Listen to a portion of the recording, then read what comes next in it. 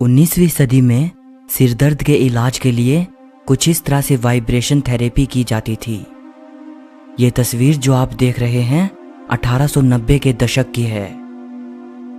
इस वीडियो में आप इतिहास से जुड़ी ऐसी ही 18 इंटरेस्टिंग बातें जानोगे, सो वीडियो को आखिर तक जरूर देखना। नंबर 2, एला हार्पर एक अमेरिकन लड़की थी। ये एक रेयर कंडीशन के साथ पैदा हुई थी, जिसकी वजह से इनके घुटने पीछे की ओर मुड़े हुए थे। इस कंडीशन को कंजेनिटल जेन्यू रिकर्वेटम कहा जाता है।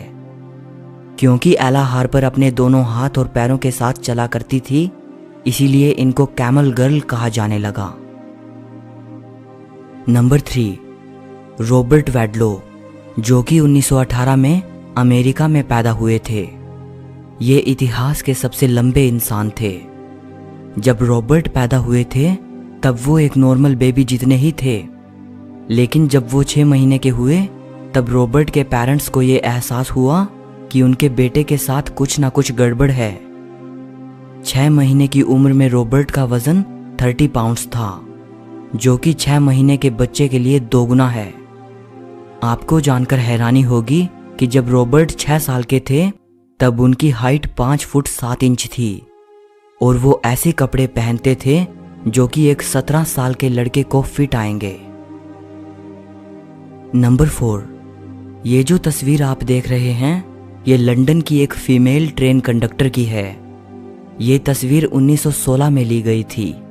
उस वक्त फर्स्ट वर्ल्ड वॉर चल रहा था। क्योंकि पुरुष युद्ध के लिए गए हुए थे तो उस दौरान महिलाएं सामने निकल कर आई और उन्होंने दिखाया कि वो पुरुषों वाले जरूरी काम संभालने में समर्थ हैं। जब विश्व युद्ध खत्म हो गया तो इस तरह के सभी काम फिर से पुरुषों तक ही सीमित होकर रह गए। नंबर 5, प्राचीन रोम में अगर कोई व्यक्ति अपने रिलेटिव का कत्ल कर देता तो ऐसे कातिल के लिए एक अजीबोगरीब सजा थी। कातिल को एक कुत्ते, बंदर, मुर्गे और सांप के साथ एक बोरी में बंद करके समुद्र में फेंक दिया जाता था। नंबर 6, रोम के राजा तार्क्विन हर उस इंसान को सूली पर चढ़ा देते थे जो सुसाइड कर लेता था या सुसाइड करने की कोशिश करता था। चाहे वो इंसान मर ही क्यों ना गया हो, फिर भी वो उसे सूली पर चढ़ाते थे। ऐसा इसलिए कि लोग सुसाइड करने से पहले 100 बार सोचें कि अगर उन्होंने सुसाइड करने की कोशिश की तो मरने के बाद उनके शरीर के साथ ऐसा किया जाएगा। नंबर 7, एस्कलस एक एंशंट ग्रीक ऑथर थे। इनकी मृत्यु तब हुई जब आकाश में उड़ते हुए एक बाज ने एक कछुए को नीचे गिरा दिया और वो कछुआ एस्कलस के सिर पर आकर लगा। कछुए के उनके सिर पर टकराने से उनकी मृत्यु हो गई। ये कहा जाता है कि बाज ने एस्कलस के गंजे सिर को पत्थर समझ लिया था और उसने सोचा था कि पत्थर पर टकराने से कछुआ मर जाएगा। नंबर 8, आज से करीब 2455 साल पहले एक ग्रीक फिलोसोफर एनेक्सागोरस को सिर्फ इसलिए एथेंस शहर से बाहर निकाल दिया गया था क्योंकि उसने ये कह दिया था कि सूरज सिर्फ प्रकाश का चमकता हुआ एक सर्कल नहीं है, बल्कि ये आग का एक बहुत बड़ा गोला है। नंबर 9, पीसा की ये मीनार अपने झुके होने के कारण काफी फेमस है, लेकिन शायद ही आप जानते हो कि पीसा की ये मीनार कभी भी सीधी नहीं थी। ये मीनार इसके कंस्ट्रक्शन के दौरान ही झुकना शुरू हो गई थी। ऐसा इसलिए क्योंकि इमारत की बुनियाद अनस्टेबल सॉइल पर रखी गई थी। 12th सेंचुरी में जब इस इमारत के 2nd फ्लोर पर काम चल रहा था तभी ये मीनार एक तरफ झुकना शुरू हो गई थी। नंबर 10, जॉन स्मिथ नाम के इस व्यक्ति के बारे में यह कहा जाता है कि इसने करीब 137 साल की लंबी उम्र गुजारी थी। माना जाता है कि ये 1785 के करीब पैदा हुए थे और 1922 में इनकी मृत्यु हुई थी। नंबर 11, करीब 1000 सालों से चीन की औरतों में ये रिवाज था कि वो बचपन से ही अपने पैरों को बेहद दर्दनाक तरीके से कसकर बांधे रखती थी ताकि उनके पैर ज्यादा लंबे ना हो पाएं। चीन के लोग मानते थे कि औरतों के लिए छोटे पैर काफी आकर्षक होते हैं 1911 में इस प्रैक्टिस को बैन कर दिया गया था। नंबर 12, एंशंट इजिप्ट में एक 13 साल के लड़के या लड़की को एडल्ट मान लिया जाता था।